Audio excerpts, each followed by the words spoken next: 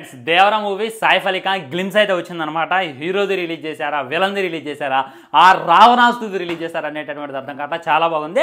బక్కోడు అయితే మ్యూజిక్ జింపేషన్. ముందుగా full video చూద్దాం, ఆ తర్వాత మాట్లాడుకుందాం అనమాట. Let's dive in. Nandamuri Kalyan Ram presents Nandamuri Taraka Rama Rao Arts. దేనికో దండం పెడుతున్నారు భయ్య, వాళ్ళు దేవత అయి ఉంటుంది అనమాట. దేవతని ఊరేగిస్తున్నారు. ఆయుధ పూజ, వావ్. కొరటాల శివ ఫిలిం, ఇదేదో వేరే లెవెల్ ఉందిగా.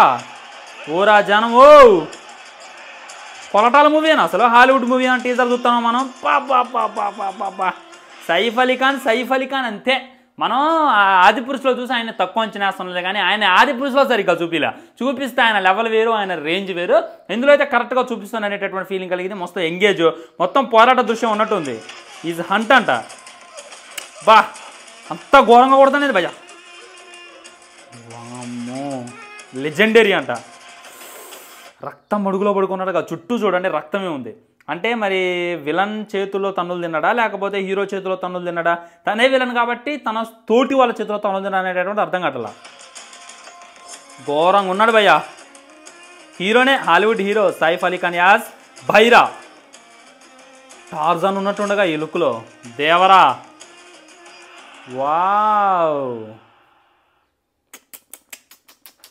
పేలిపోయింది నిజంగా. ఇలా ఉండాలి గ్లిమ్స్ అంటే. ఒక విలన్ గ్లిమ్స్ ఇలా నేను ఇంత మటుకి చూడలేదు.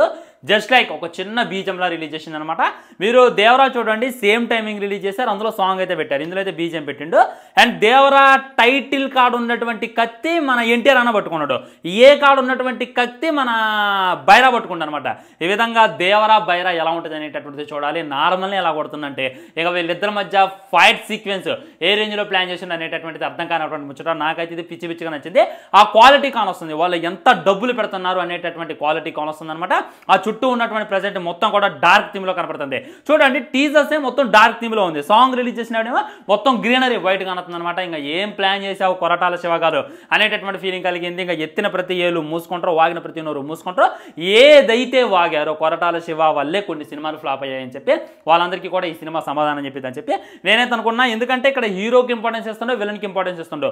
విలన్ ఎంత తోపు అయితే సినిమా అంత లేసిద్ది అనమాట. అంత విలన్ కొడితేనే హీరో అంత గొప్పవాడితుడు అనేటటువంటి ఫార్ములాని అయితే మన కొరటాల్లో కూడా వాడుతున్నారు అనేటటువంటి ఫీలింగ్ కలిగింది. ఒక కమర్షియల్ సినిమా, ఒక కామెడీ సినిమా, ఒక మెసేజ్ సినిమా తీసేటటువంటి కొరటాల గారు ఈ రేంజ్లో మా సినిమాతో వస్తారు, ఈ రేంజ్లో ఎక్స్పెరిమెంట్తో వస్తారని చెప్పి నేనైతే అనుకోవాలా. సో మీకు ఏ విధంగా అనిపించింది గ్లిమ్స్ అనేటటువంటిది డెఫినెట్లీ కింద కామెంట్ చేయండి. వీడియో లైక్ చేయండి, షేర్ చేయండి, ఛానల్ సబ్స్క్రైబ్ చేయండి.